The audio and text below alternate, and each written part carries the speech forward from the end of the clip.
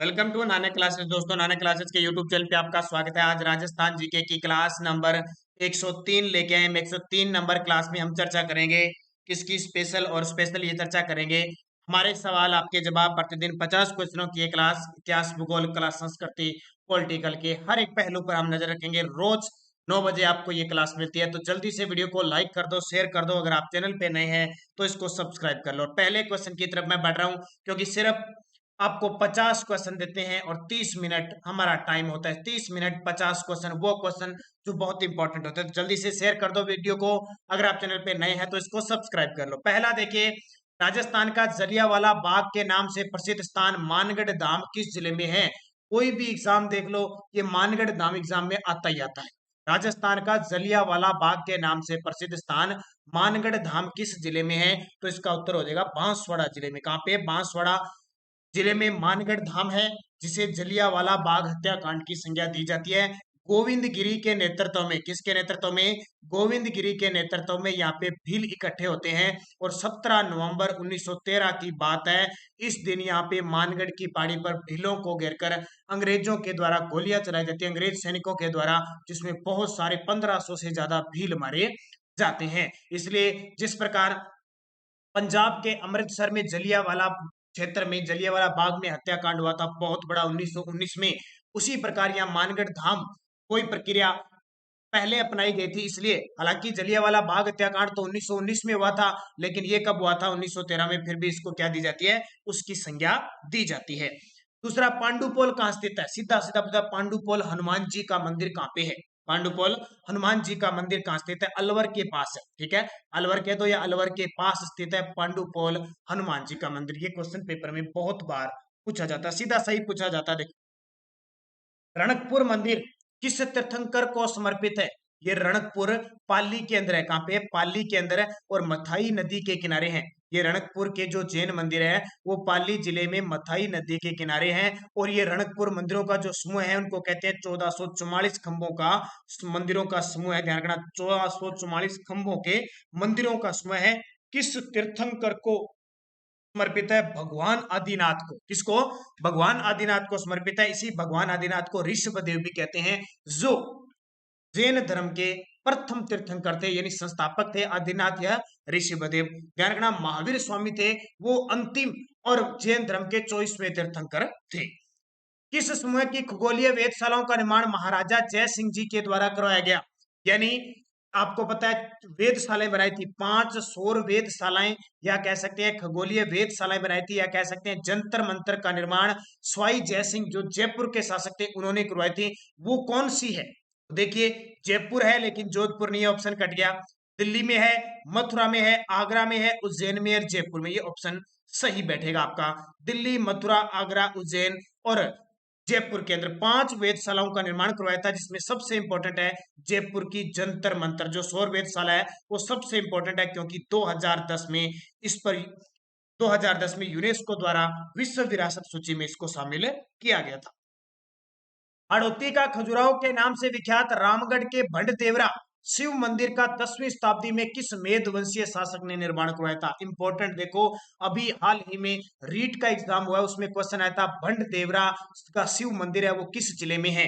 तो रामगढ़ 12 के अंदर स्थित है। कहां पे? उसने सीधा जिला पूछा था कि भंड देवरा का मंदिर राजस्थान के किस जिले में? 12 में। स्थान भी पूछ रहे तो रामगढ़ 12 के अंदर स्थित है। 10वीं शताब्दी में इसका निर्माण एक मेदवंशीय शासक था, उसका नाम क्या है? और इसके भंड देवरा 12 को हड़ौती का खजुराहो भी कहा जाता है। तो एक शासक आए थे मल्य वर्मा। कौन थे? मल्य वर्मा। इन्होंने इसका निर्माण करवाया था। थोड़ा सा डीपली क्वेश्चन देखो, इसके क्वेश्चन कितने बन रहे हैं।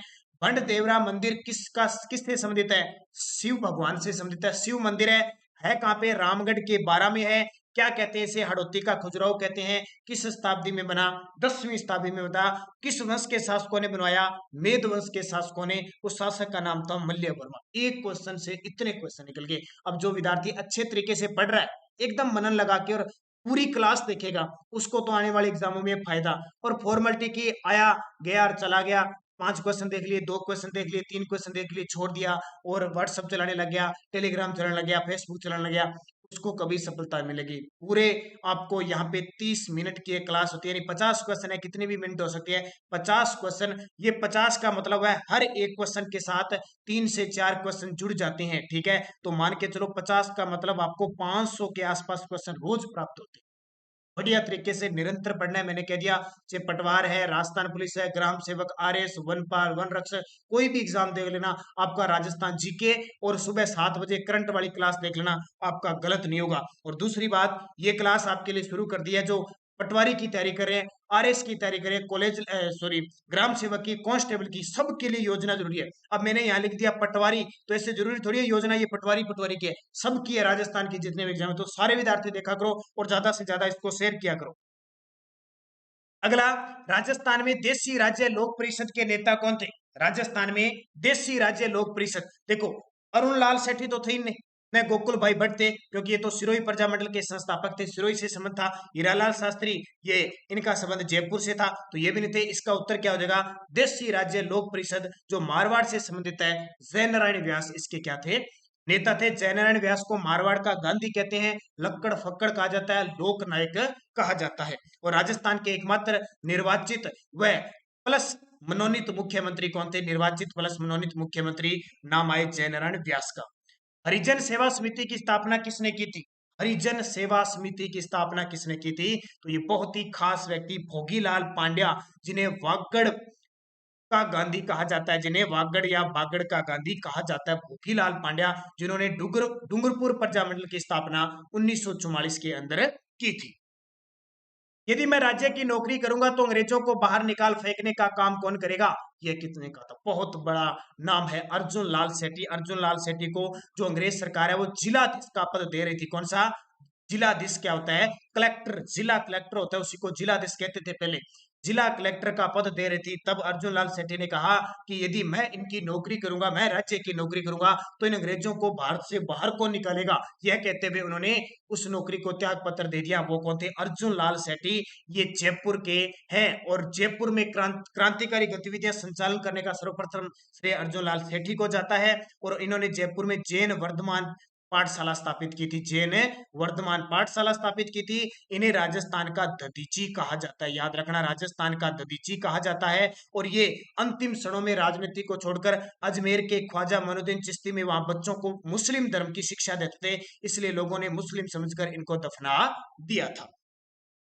राजस्थान के किस क्रांतिकारी की बरेली जेल में अमानुषिक यातनाओं के कारण मृत्यु हो गई?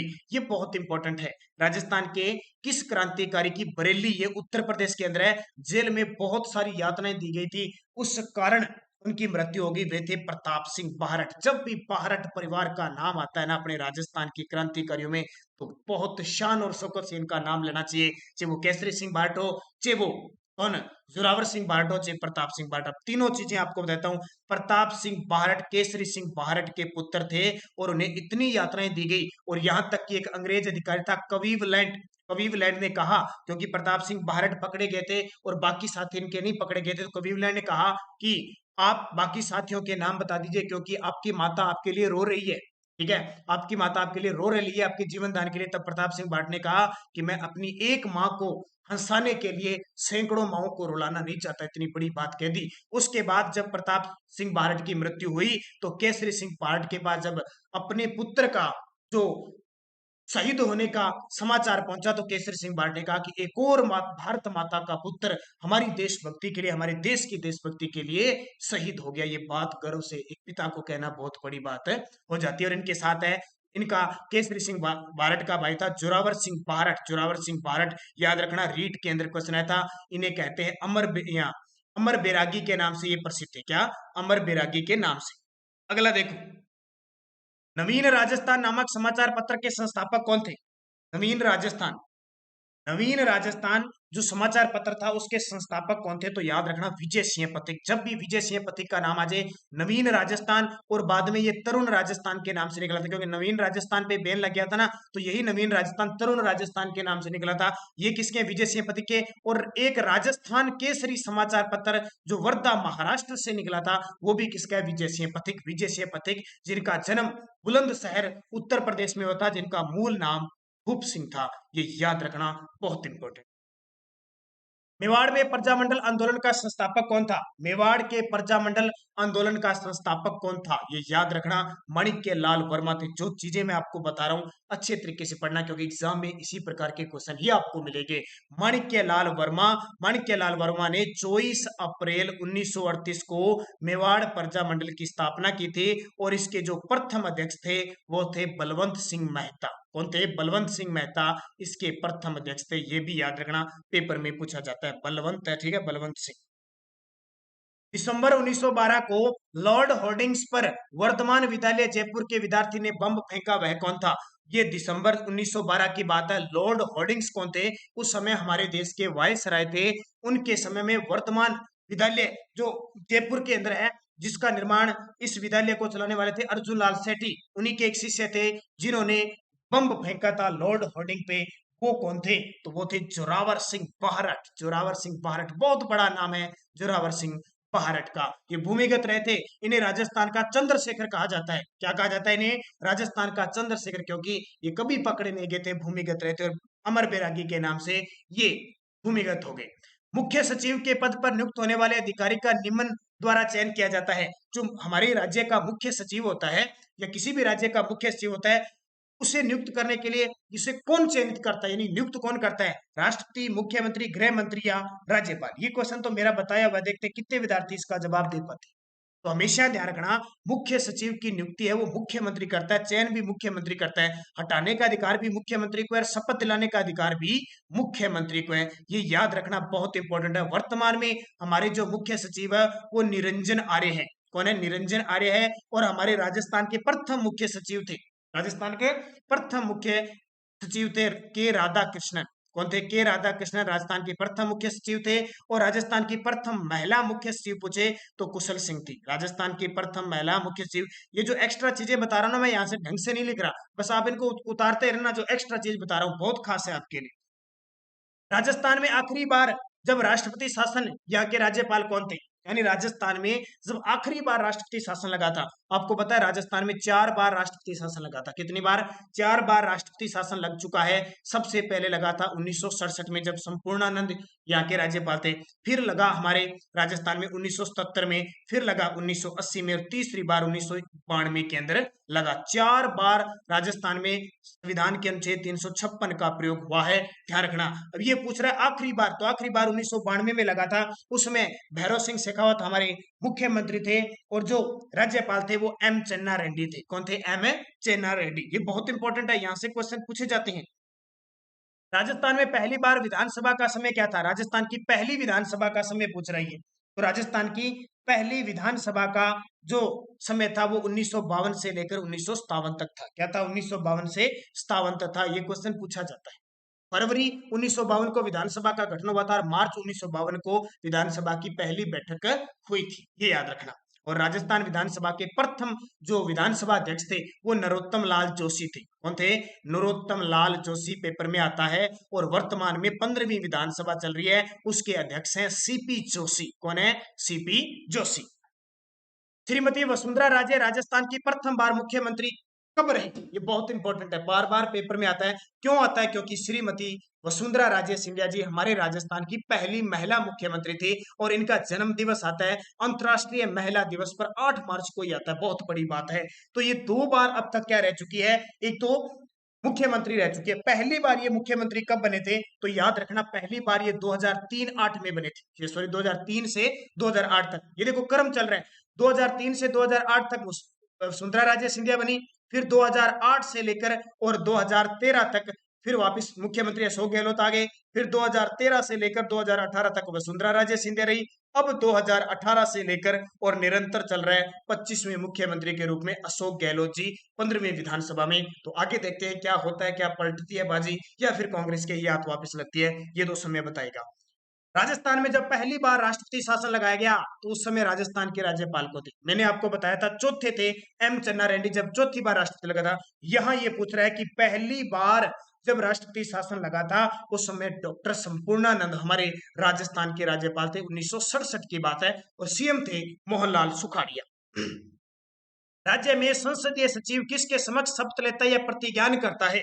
राज्य के अंदर जो संसदीय सचिव होता है वो किसके समक्ष शपथ लेता है और प्रतिज्ञान करता है? इसको उत्तर याद रखना, राज्यपाल के। देखो ध्यान रखना, वैसे तो मामूली रूप से तो मुख्यमंत्री शपथ दिला देता है, लेकिन जब इस प्रकार का क्वेश्चन आ जाए किसके समक्ष शपथ लेते हैं, प्रतिज्ञान लेता है, तो राज्यपाल के समक्ष ले लेता है, ये ध्यान रखना। अगला, ख्वाजा मोइनुद्दीन चिश्ती की दरगाह कहाँ स्थित है? बहुत ही आसान सा क्वेश्चन है और आराम से दे सकते हो, क्योंकि जब भी कोई भी एग्जाम होता है, अगर कहीं 50 क्वेश्चन राजस्थान जीके के आते हैं ना, तो 20 क्वेश्चन तो भाई ऐसे रसगुल्ले आते हैं सीधे सीधे, ख्वाजा मोइनुद्दीन चिश्ती की दरगाह कहाँ स्थित है। लेकिन इसके अच्छी चीजें मैं आपको जरूर बताऊंगा और आपसे क्वेश्चन भी पूछूंगा मैं। ख्वाजा मोइनुद्दीन चिश्ती की दरगाह अजमेर के अंदर है। ख्वाजा मोइनुद्दीन चिश्ती, ये जो ख्वाजा मोइनुद्दीन चिश्ती है, इन्होंने चिश्ती संप्रदाय की शुरुआत की थी, अपनी कर्म भूमि अजमेर को बनाया था, और ये 1192 में मोहम्मद गोरी के साथ भारत में आए थे। ये याद रखना, इंपॉर्टेंट क्वेश्चन है, बहुत ही खास है। अब एक चीज आपसे याद रखना, 2021 में ख्वाजा मोइनुद्दीन चिश्ती का कौन सा उर्स लगा था? आपको पता है भीलवाड़ा का गोरी परिवार यहाँ झंडा फहराता है, कौन सा उर्स लगा था? मुझे ये कमेंट करके बताओगे, मैं बहुत बार आपको बता चुका हूं। कौन सा क्षेत्र ढूंढाड़ के नाम से जाना जाता है? ये भी लल्लू फल्लू का क्वेश्चन है। कौन सा क्षेत्र ढूंढाड़ के नाम से जाना जाता है? जयपुर। और अभी एग्जाम के अंदर क्वेश्चन आया था, शायद वो क्वेश्चन आया था आपका कृषि पर्यवेक्षक के अंदर, कि ढूंढाड़ी बोली कहाँ बोली जाती है, ये क्वेश्चन आया था। तो ढूंढाड़ी बोली जहाँ ढूंढाड़ का क्षेत्र है, जयपुर, दौसा, अलवर का कुछ भाग यहाँ, टोंक का कुछ भाग यहाँ बोली जाती है। गणेश जी का प्रसिद्ध मंदिर किस जिले में स्थित है? अब ये तो पता ही है, गणेश जी का सवाई माधोपुर में है। जो रणथंभौर दुर्ग है ना, रणथंभौर दुर्ग, वहां पे त्रिनेत्र गणेश जी का मंदिर स्थित है। याद रखना, सरल सा प्रश्न है। रणकपुर के जैन मंदिर में कितने खंबे हैं? अब ये आपको पता लग गया, रणकपुर के जैन मंदिर, ठीक है, भगवान आदिनाथ को समर्पित है और 1444 खंभों पर मथई नदी के किनारे स्थित है। राजस्थान के किस जिले को जंगल देश के नाम से जाना जाता है? ये क्वेश्चन पता है कहां पे है? ये क्वेश्चन 6ठी से 12वीं क्लास की जब आरबीएसई राजस्थान बोर्ड की किताब पढ़ोगे ना, उसमें सारे मिलेंगे। और एक बड़ी बात आपको बताता हूं, रीट का जो एग्जाम हुआ था, एग्जामिनर ने इससे बाहर कुछ नहीं डाला। बार बार रीट के एग्जाम के अंदर जो क्वेश्चन आए आरबीएसई में, सारे के सारे क्वेश्चन, आरबीएसई की एक किताब आती है 6ठी से 12वीं तक जो किताबें आती है उसी में से डाल दिया। तो एग्जामिनर इस प्रकार की, इसलिए सरल है। अब ये क्वेश्चन सारे आरबीएसई की किताब में है। तो जंगल देश के नाम से कौन सा जाना जाता है? बीकानेर है, क्योंकि बीकानेर के जितने भी राजा थे अपने आप को जंगलदर बादशाह कहते थे, अपने आप को जंगलदर बादशाह कहते थे। और अपने झंडे में और इनका प्रतीक चिन्ह भी ये जंगल देश के नाम से प्रसिद्ध था। देवयानी तीर्थ स्थल कहाँ स्थित है?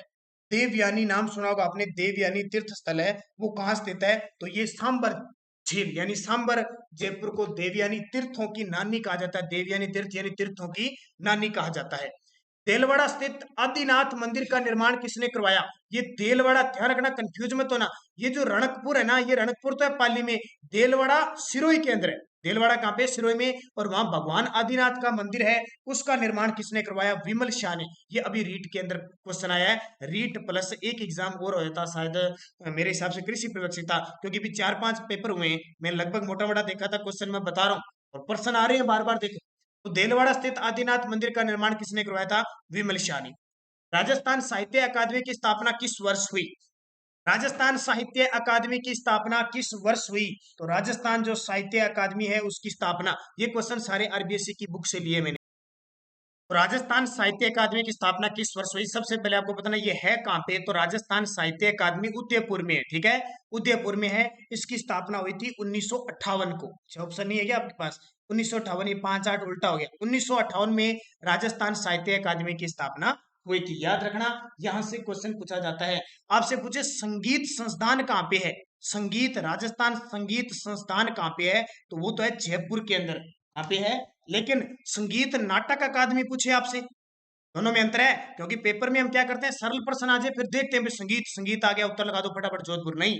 संगीत संस्थान तो है जोधपुर में, संगीत नाटक अकादमी है, ये सॉरी, संगीत संस्थान तो है जयपुर में, ठीक है, संगीत नाटक अकादमी है वो जोधपुर के अंदर है। ये कंफ्यूज दूर कर लेना, बहुत सारे संस्थान है, मैं जब भी इनकी बातें आएगी मैं जरूर आपको बताऊंगा। अगला देखो, राजस्थान में भील आंदोलन का नेतृत्व किसने किया? तो ये तो आपके लिए कोई नया प्रश्न नहीं है। राजस्थान में भील आंदोलन का नेतृत्व मोतीलाल तेजावत ने किया था और उन्होंने 1921 में एक आंदोलन चलाया था जिसका नाम था एकी आंदोलन। तो पूछे एकी आंदोलन के प्रणेता कौन थे? मोतीलाल तेजावत। और 1921 में इसको स्टार्ट किया था। मोतीलाल तेजावत को भील बाबूजी के नाम से पुकारते हैं और इन्होंने 21 सूत्री मांगे मेवाड़ पुकार के रूप में भेजी थी। भवानी नाट्यशाला किस शहर में है? इसका जवाब आप आसान तरीके से दे सकते हो।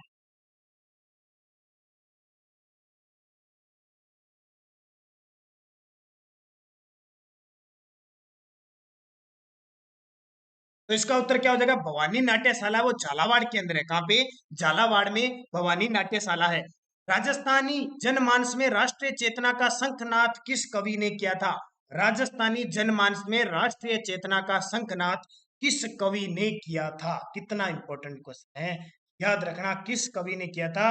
उस कवि का नाम है सूर्यमल मिश्रण, जो राजस्थान के राज्य कवि कहलाते हैं और बूंदी के शासक राम सिंह के ये दरबारी कवि थे। वंश भास्कर इनका बहुत ही खास ग्रंथ है। छप्पन के दुष्काल का चित्रण करने वाला कवि था। छप्पनिया अकाल पड़ा था 1956, विक्रम संवत 1956 और सन था 1899।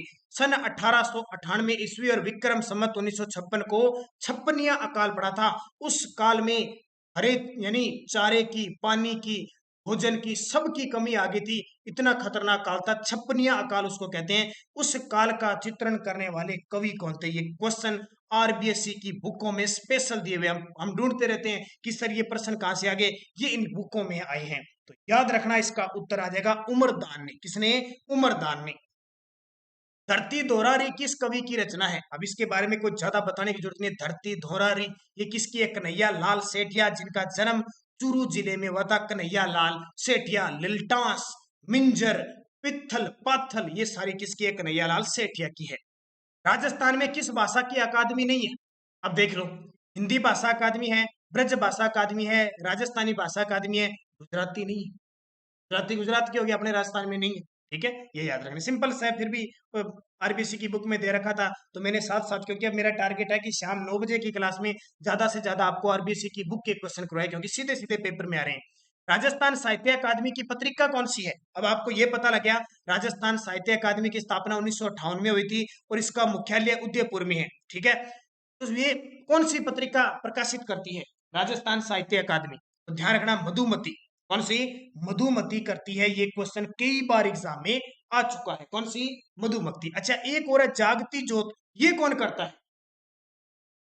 ये बीकानेर की जो अपने अकादमी है ना, बीकानेर की राजस्थानी भाषा साहित्य व संस्कृति अकादमी बीकानेर के द्वारा प्रकाशित की जाती है। सेनानी सर्वाधिक लोकप्रिय कविताओं में जानी जाती है, किसकी करती है? सेनानी कविता। जब मैं आपको हिस्ट्री के टॉपिक करवाता हूं, अब ये देखिए, ये आज वीडियो आपको मिल चुकी है राजस्थान की नवीन योजना। कल आपको मिलेगी राजस्थान पटवार के लिए। सिलेबस के अकॉर्डिंग चलूंगा मैं, एक दिन करंट, एक दिन जीके का। तो कल आपको मिलेगा राजस्थान स्पेशल पटवार के लिए राजस्थान के ऐतिहासिक युद्ध की चर्चा आपके सामने होगी कल। तो सेनानी किसने लिखी थी? मेघराज मुकुल। ये जब लिखी थी जब राज सिंह के एक सेनापति रतन सिंह चुड़ावत अपनी पत्नी सलह कंवर से क्या मांगते हैं? निशानी मांगते हैं युद्ध में जाते हुए। और सलह कंवर हाड़ी रानी के रूप में प्रसिद्ध होती है, अपना शीश काट कर उपहार में देती है। उस पे सेनानी लिखी है कि सेनानी क्या है कि रतन सिंह ने एक उपहार मांगा था, उसपे था चुड़ावत मांगे सेनानी, सिर काट दियो शतरानी। वो सेनानी है, ये ध्यान रखना। राजस्थान का प्रथम आधुनिक गद्यकार किसे कहा जाता है? राजस्थान का प्रथम आधुनिक है, ये ध्यान रखना, आधुनिक गद्यकार किसे कहा जाता है? तो याद रखना, ये क्वेश्चन मैं सीधे सीधे लेके आया शिवचंद भरतिया को। बहुत बड़ा नाम है, उपन्यास, कहानी, गद्यकार सब में शिवचंद भरतिया का नाम आता है। अचलदास खिचीरी वचनिका किसने लिखी थी? शिवदास गाठन ने। अचलदास खिचीरी वचनिका ये ग्रंथ है, अभी पेपर में आया हुआ था, शिवदास गाठन ने लिखी थी। पग फेरो मणि मधुकर की है। विजयदान देथा ने अपनी बातारी फुलवाड़ी नामक काव्य संग्रह कितने खंड में लिखा? भाई साहब, इसको स्टार लगा लो, इतना इंपॉर्टेंट क्वेश्चन। कृषि पर्यवेक्षक में तो क्वेश्चन आ गया, क्या आया कि बातारी फुलवारी ग्रंथ के लेखक कौन है? विजयदान देथा। अब यहां मैं बता रहा हूं, चाहे ग्राम सेवक है, चाहे पटवारी है, चाहे किसी में, ये क्वेश्चन टपकेगा 101%। अब किसके पेपर में टपक जाए मुझे पता नहीं है। उत्तर आ जाएगा, 13 खंडों में विभाजित है। विजयदान देथा की पुस्तक है, रचना है बातारी फुलवारी। कितने खंडों में? 13 खंडों में विजयदानदेता को बिज्जी के नाम से जाना जाता है। अलेखु हिटलर, अलेखु हिटलर इनकी एक पुस्तक है। इसके अलावा इन्हें राजस्थान का शेक्सपियर कहते हैं, ध्यान रखना स्पेशल। अगला, मिंजर और लिल्टास किसके प्रमुख काव्य संग्रह? ये पता है क्यों पढ़ा रहा हूं? क्योंकि जो आरबीएससी की किताब है ना, उसमें स्पेशल उसने लिख रखा है राजस्थान के प्रमुख व्यक्तित्व। इसमें आपका कन्हैयालाल सेठिया है, ये विजयदान देता है, और जो भारत पाकिस्तान भारत चीन के साथ या कारगिल में जो भी बड़े बड़े अशोक चक्र, वीर चक्र, महावीर चक्र जिनको मिला था ना, बड़े बड़े जनरल कर्नल थे, उनका भी नाम उसमें आया हुआ है। तो वो सारी चीजें इंपॉर्टेंट है। मिंजर और लिल्टास किसके प्रमुख काव्य संग्रह? तो कन्हैयालाल सेठिया की। तारकसी धातु के बारीक तारों से निर्मित के लिए प्रसिद्ध है। एक तारकसी के लिए प्रसिद्ध है। कौन सा स्थान तारकसी के लिए प्रसिद्ध है? सीधा सीधा याद रखना, तारकसी। अब तारकसी क्या होती है? तारकसी होती है धातु के बारीक तारों से इनका निर्माण किया जाता है। ये प्रसिद्ध है नाथ द्वारा रासमंद की। कहां से? नाथ द्वारा रासमंद की पिछवाई भी प्रसिद्ध है। झाझरिया, झांझरिया या झाझरिया नामक आभूषण पहना जाता है। इसका जवाब मुझे दे दो, कितने विद्यार्थी कमेंट में जवाब देते देखते हैं। झाझरिया, झांझरिया नामक आभूषण पहना जाता है। तो पुरानी फिल्में चलती थी, उसमें गाना भी आता था, झांझरिया तेरी ओ झांझरिया। इसका उत्तर है पैर। कहां पे झांझरिया कहां पहनी जाती है? पैर में। हाथों में पहने जाने वाले आभूषण मोकड़ी किससे निर्मित होते हैं? हाथों में जो आभूषण पहने जाते हैं ना, वो मोकड़ी होती है। वो मोकड़ी किसकी बनी होती है? तो याद रखना, लाख से निर्मित चूड़ी होती है ना, उनको मोखड़ी या मोकड़ी कहते हैं। देखो कितने इंपॉर्टेंट है, ये आरबीसी की किताब में दिए हुए हैं, पेपर में सीधे आते हैं। बढ़िया तरीके से, अच्छे तरीके से पढ़ना। निश्चित तौर पे एक ही बात बोलूंगा, कामयाब होगी। छिपों का अकोला कहलाता है। छिपों का अकोला, तो सीधा देता हूं अकोला, ठीक है। अकोला कहां में? चित्तौड़गढ़ में। तनसुख, तनसुख, तुतई, गांभा, गदर, मरिजाई आदि क्या है? मरिजाई रजाई के प्रकार, पगड़ी के प्रकार, अंगरखी के प्रकार या ओढ़नी के प्रकार। तनसुख, दुतई, गांबा, गदर, जल्दी से बता दो क्या दो। ध्यान रखना, अंगरखी के प्रकार है। अमरशाही, उदयशाही, खंजरशाही, विजयशाही, शाहजहानी प्रमुख प्रकार किसके? ये तो आसान है। अमरशाही का नाम आते ही पगड़ी आ जाती है, ध्यान रखना, पगड़ी के प्रकार है। अमोआ का प्रयोग करते हैं जो खाकी रंग से मिलता जुलता था। अमोआ का प्रयोग कौन करते हैं? शिकारी करते थे, ठीक है। पहले आप शिकारी की जरूरत नहीं है, शिकारी अमोआ का प्रयोग करते थे, जो एक खाकी रंग से मिलता जुलता क्या होता था? होता था, याद रखना। सरपेच, बालाबंदी, दुगदुगी, पछेवड़ी, लटकन आदि का प्रयोग किसके लिए किया जाता है? जल्दी से बता दो। देखिए, इस प्रकार के पेपर में क्वेश्चन आते आते दो चार तो आपको ऐसे मिल जाएंगे। उत्तर आ जाएगा इसका, कपड़ों को रंगने के लिए इसका प्रयोग किया जाता है। किसके लिए? कपड़ों को रंगने के लिए।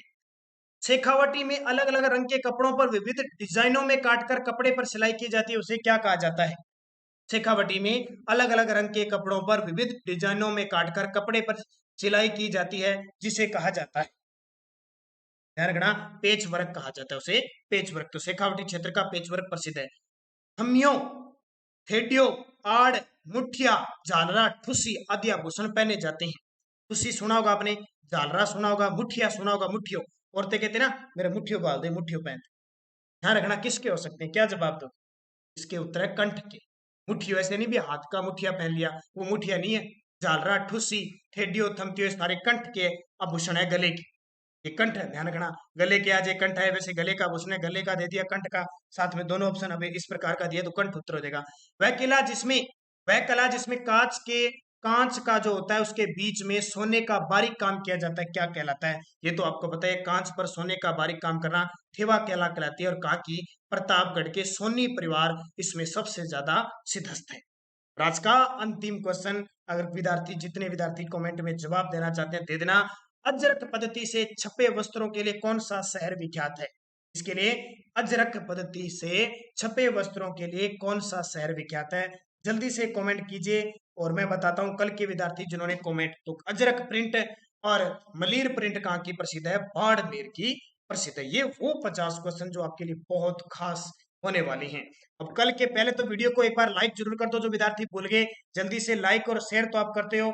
कल के विद्यार्थी गुर्जर चैना जी वेरी गुड, ओम प्रकाश बेरवा जी ने बहुत ही अच्छा जवाब दिया, बहुत बहुत तहे दिल से आपका अभिनंदन, धन्यवाद। क्योंकि आपने कल मैंने जो पूछा था कि 26वां, 27वां, 28वां और ये सारे जिले कब बने थे, तो ओम प्रकाश बेरवा जी ने बहुत शानदार जवाब दिया। सारे विद्यार्थी उनका कमेंट जरूर पढ़ोगे कल वाले वीडियो में। और भारिया जी थैंक्स, शंकर देसाई, संदीप सैनी, सुमन संगल ये कह रहे हैं कि RSM SSB की करंट अफेयर्स की क्लास कब से है? अरे पटवारी की क्लास कोई भी करंट तो सारे राजस्थान के हर एग्जाम में आएगा, अलग से किसी का नहीं होता है। करनी शर्मा वेरी गुड, अजीत सिंह जोधा के बहुत ही शानदार जवाब, सभी जिलों को बहुत ही शानदार लिखा, उनको हार्दिक शुभकामनाएं। मुकेश कुमार सर अच्छी क्लास है, कंटिन्यू रखना। बिल्कुल, हम तो कंटिन्यू जाए, बस आप सब लोग मिलकर ज्यादा से ज्यादा वीडियो को शेयर किया करो। सुमन सिंगल, इसके अलावा आदिल रजा, दिलीप सिंह चौहान, निकेश तमारिया, दिनेश कुमार, प्रहलाद केतर, बहुत ही शानदार जवाब आपका। अमित कुमार, निधि शर्मा, पूनम कंवर, दिलकुश धाकड़, निर्मा जाट, सुमन बिश्नोई, उसके अलावा मुकेश सैनी, मनीषा शर्मा, सीता सीता मराई एजुकेशन, मनप्रीत चानी, सभी को गुड इवनिंग, सभी को धन्यवाद। और जल्दी से वीडियो को शेयर कर दो। और कल आपको संडे के दिन ध्यान रखना, सितंबर महीने के टॉप 100 क्वेश्चनों का वीडियो मिलेगा। और बाकी आपको वीडियो मिलते रहते हैं, बस आप वीडियो को ज्यादा शेयर किया करो और एक ध्यान करो, चैनल को सब्सक्राइब कर लो। और किसी के पास नोटिफिकेशन नहीं आ रहा ना, तो दोबारा एक बार अनसब्सक्राइब करके सब्सक्राइब करके बेल आइकन का घंटा दबा लो, ताकि आपके पास वीडियो आ जाए। तो धन्यवाद, जय हिंद, जय भारत, शुभ रात्रि।